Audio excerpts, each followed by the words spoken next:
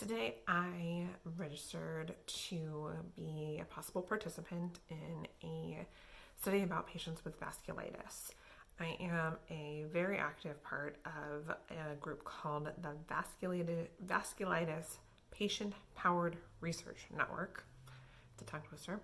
But what they do is basically they send out forms and they gather regular information every few months about how I'm doing, what medications I'm on, have I had a flare, what kind of medications I'm on, if I've had a change in my medication.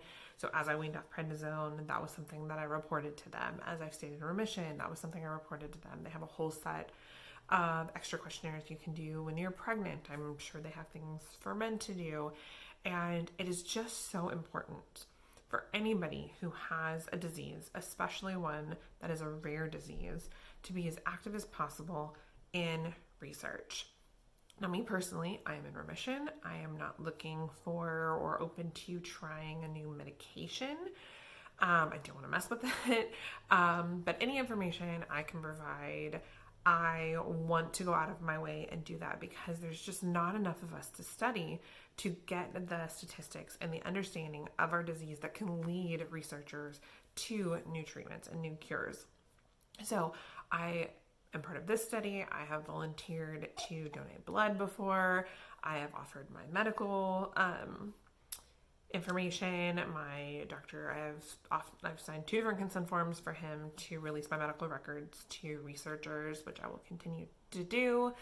And I think it's just so important that if you have a disease, you should find out what research is being done to support you. Because, like I said, I'm in remission currently. I have a good friend who's not. I know others who are not, who have my disease, who have complications from it.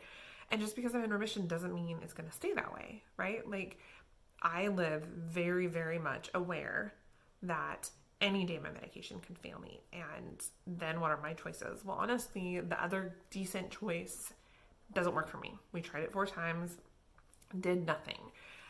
The other choices than that are really scary with their side effects, and there aren't something that I would really want to be putting into my body, especially as I get older. The toll that it will take on my body to keep me in remission would be really hard. So if my current medication, which is Imuran or azathioprine, fails, I'm in a lot of trouble currently.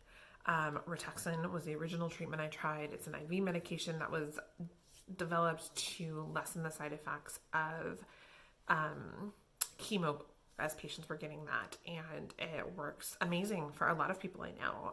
Again, it didn't work for me, and it's just our different biology, and that is one of the big challenges with autoimmune diseases. It's not just you have this, take this. Oh, that one wasn't strong enough, take this one. And it's not like an antibiotic that will work or this that will work. It's our bodies are all so different. Our immune systems are responding so differently. It affects different parts of our body, and all of that comes into play into what your treatments are. So this is just a message to say, I get it. If you have a disease and you're struggling and taking on one more thing sounds like so much, but every piece of information that these researchers can gather can make a huge difference. The more people who participate, the more likely it is that they will be able to come to conclusions and follow leads that will bring them to new treatments, and possibly even if they can all work together and maybe find out the trigger for autoimmune diseases in general, a cure.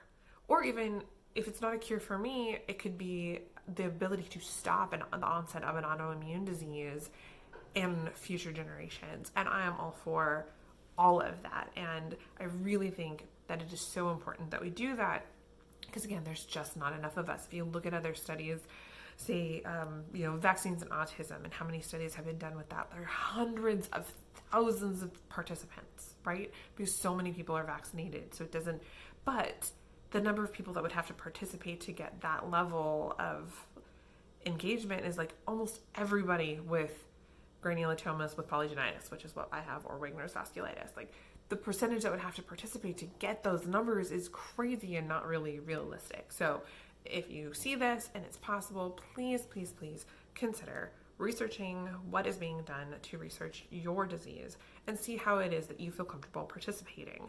Again, a lot of them have research where basically you just get an email once in a while, you jump on, you click yes or no on what's going on with your body, and they can use that data. every bit of it is important and helps. So please consider doing that no matter what your disease is.